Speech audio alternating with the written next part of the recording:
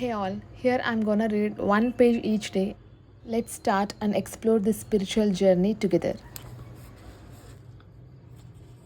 ఒకప్పుడు ప్రపంచము నిజానికి దానవులే అయినను క్షత్రియులమని చెప్పుకునే పలువురు రాజుల అనవసరమైన సైనిక బలభారంతో కృంగిపోయింది. ఆ సమయంలో ప్రపంచమంతా కల్లోలితము కాగా ఆసురీ రాజుల వలన తనకు కలిగిన కష్టాలను చెప్పుకోవడానికి భూదేవి బ్రహ్మదేవుని దగ్గరకు వెళ్ళింది.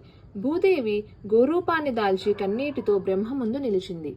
ఆమె నిస్సహాయురాలై రోధిస్తూ అతని కరుణను కోరింది.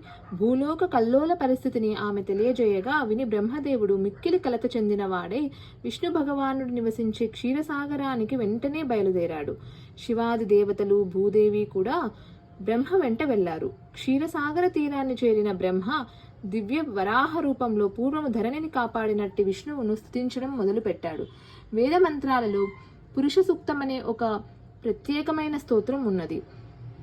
సాధారణంగా దేవతలు పురుష సూక్త ఉచ్చారణ ద్వారానే దేవాది దేవుడైన విష్ణువును స్తుతిస్తారు.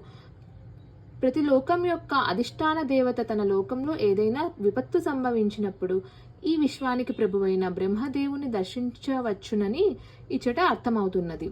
ఇక బ్రహ్మదేవుడు ప్రత్యక్షముగా దర్శించడము కాకుండా క్షీరసాగర తీరంలో నిలిచి దేవాది దేవుడైన విష్ణువును ఆశ్రయించగలుగుతాడు.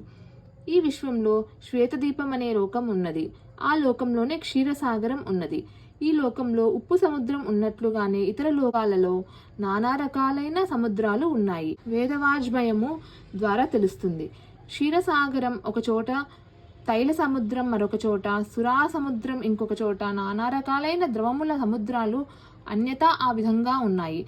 దేవాది దేవుడైన క్షీరోదకాశాయి విష్ణువును ప్రసన్నుని చేయడానికి దేవతలు చేసే స్తుతియే పురుష సూక్తము. క్షీరసాగరం శయనించడి కారణంగానే ఆ దేవాది దేవుడు క్షీరోదకశాయి విష్ణువని పిలువబడతాడు. దేవదేవుని ఈ రూపాన్ని నుండియే ఈ విశ్వమునందలి అన్ని అవతారాలు ప్రకటమవుతాయి.